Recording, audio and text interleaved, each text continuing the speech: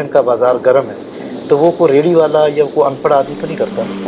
یہی لوگ جو مقابلے کا امتحان پاس کر کے یہ بیوروکریسی یہ چیز یعنی علم حاصل کرنے کے بعد بھی اگر یعنی یہ چیزیں درست نہیں ہو سکی تو اس کا مطلب یہ کہ شعور کی کمی ہے. شعور کی کمی ہے. علم تو بہت ہے مگر شعور نہیں ہے. پڑھ لکھ کے اتنی تعلیم حاصل کر کے اتنی ایجوکیشن لے کے بھی اگر ایک بندہ کرپٹ ہے تو مجھے بتائیں ہم کس دروازے پہ جا کے سر ماریں کہ کہاں سے ہم درست ہوں گے. ویلکم بیک ناظرین. پروگرام کے اس حصے میں مذہبی اسکالر مفتی کلیم اللہ صاحب ہمارے ساتھ موجود ہیں. ان سے ہم گفتگو کریں گے کہ ان 75 سالوں میں جو مختلف پوائنٹ آف ہم نے آپ کے سامنے رکھا وہ ایز اے مذہبی اسکالر کیا سمجھتے ہیں کہ کہاں نقائص ہیں اور اگر مثبت چیزیں ہیں تو وہ کیا ہیں جنہیں ہمیں نہیں بھولنا چاہیے کیونکہ وہی شاید ہمارا ایک پازیٹیو شوٹ ہوگا جو ہمیں آگے لے کر جائے گا. مفتی صاحب بہت شکریہ ٹیم حواس کو آپ نے وقت دیا. بہت شکریہ خانزادہ صاحب آپ تشریف لائے. مفتی صاحب 75واں یوم آزادی پاکستان میں ہر کوئی منا رہا ہے.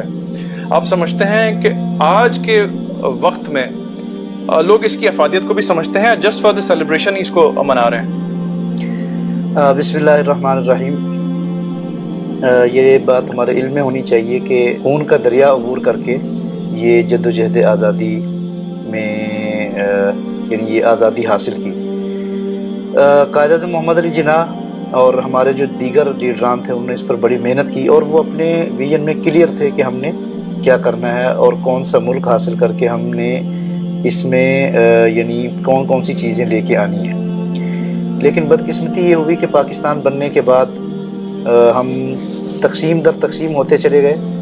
ہم صوبائیت میں تقسیم ہو گئے, ہم لسانیت میں تقسیم ہو گئے, ہم مذہبی فرقہ واریت میں تقسیم ہو گئے اور اس تقسیم نے اتنا اس تقسیم نے زور پکڑا کہ پھر اس کے بعد شاید ہم 75 سال تک سنبھل نہیں سکے.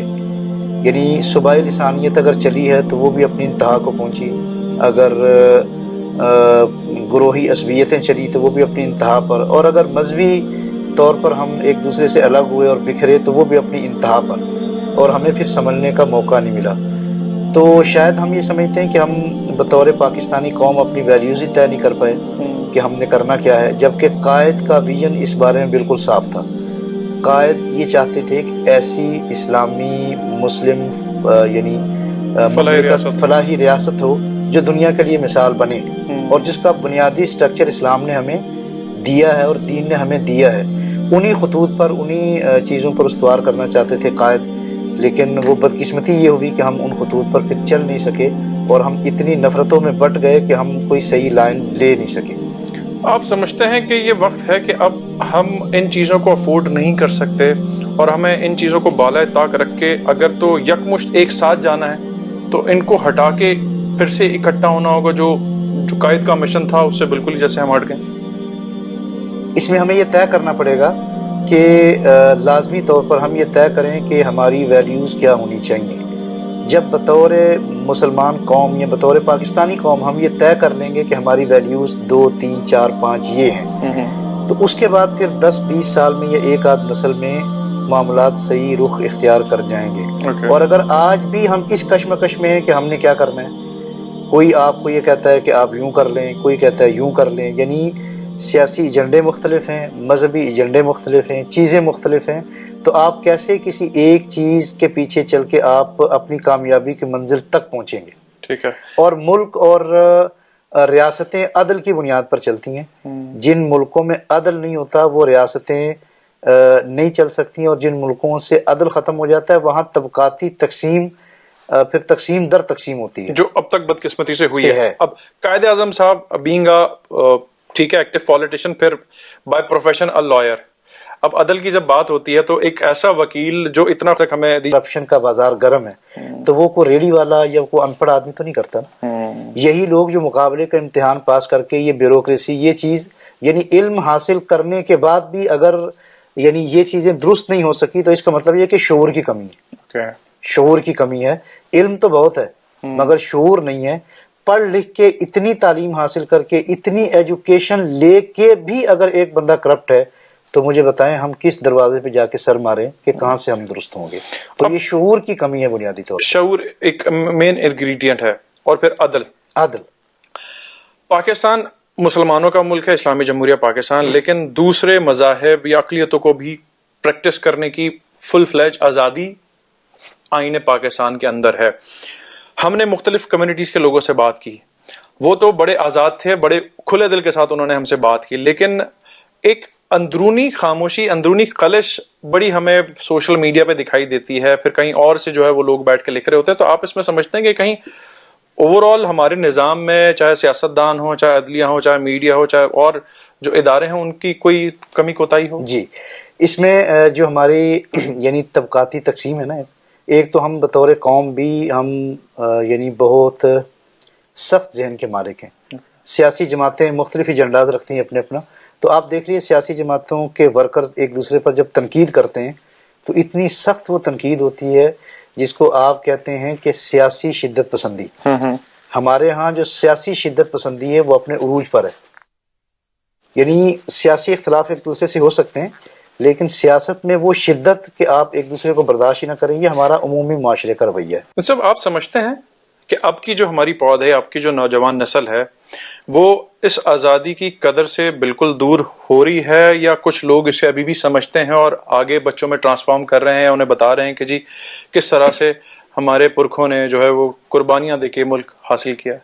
नौजवानों से हम बिल्कुल मायूस नहीं हैं, और ये नौजवान ही जो कौम को लीड करेंगे अल्लाह के फजल से, और आइंदा का जो मुस्तकबिल है वो इन्हीं नौजवानों के कंधों पर है। तो ये शऊर और आगही अगर हम मुंतकिल करने में कामयाब हो गए तो हमने नज़रिया पाकिस्तान अगली कौम में डिलीवर कर दिया। और नज़रियात की बुनियाद पर कौमें ज़िंदा रहती हैं, और नज़रियात की बुनियाद पर मुल्क चलते भी हैं और मुल्क तरक्की भी करते हैं। इसमें तो कोई दो राय नहीं है कि जो लसानी और ये जो तफरीक मजीद इस सोसाइटी के अंदर हो गई है, ये हम अफोर्ड नहीं कर सकते इस दौर में। आप समझते हैं कि ये जो 75 साल गुजरे हैं, बड़े एक्सपीरियंसेस हुए हैं, मजीद हमें कितना वक्त दरकार है? जैसे आपने कहा कि एक दो नस्ल तक चीज़ें चलें, ताकि हर तरफ से जो है वो हम इन चीज़ों को उस नज़रियात के ऊपर ले आएँ जो कायद का विजन था, जिसके बायस हमने पाकिस्तान हासिल किया था। बुनियादी तौर पर जब तक हम अपनी चीज़ों में वाज़े नहीं होंगे बतौर कौम, बतौर पाकिस्तानी, कि हमने क्या करना है, अगर इस पर कोई इत्तेफाक राय नहीं होती तो फिर तो यानी आपके पास रास्ता ही नहीं है कि आपने जाना कहाँ है। और अगर हम बतौर कौम इस बात पर मुत्तफिक हो जाते हैं कि हमने करना क्या है आइंदा, तो इसमें कोई बहुत ज़्यादा टाइम नहीं लगेगा। लेकिन पहली बात यह है कि आप अपनी मंजिल का तयन करें कि हमें जाना कहाँ है, हमारी ये मंजिल है और ये रास्ता है। जब ये तय हो जाता है तो फिर वो रास्ता तय करने में कोई ज़्यादा वक्त नहीं लगता। बस बुनियादी चीज़ ये है कि हम ये तय कर लें कि हमने करना क्या है। और एक चीज़ बड़ा सोशल मीडिया पे भी और ये डिस्कस हो रहा था कि जी बड़ी जज्बाती कौम है, तो इस चीज़ से आप मुत्तफिक करते हैं कि जज्बात हैं, या जज्बात का इस्तेमाल हम कहीं गलत कर रहे हैं? नहीं, जज्बात भी हैं और जज्बात अच्छी चीज़ है, ज़ाहिर है। नौजवान कौम है हमारी, यानी पाकिस्तानी पॉपुलेशन मेरे ख्याल दुनिया की उन अक़वाम में आती है कि जहाँ मोस्ट यंग पॉपुलेशन है। तो यंग पॉपुलेशन ज़ाहिर है जज्बाती भी होती है, जोशीली भी होती है। इसी जोश और इसी जज्बात में से आइडियाज़ निकलते हैं, इसी जोश और इसी जज्बात में से नई नई थ्योरीज पैदा होती हैं। यही जोश और यही जज्बा होता है जो आपको कुछ करने की तरफ गामजन करता है।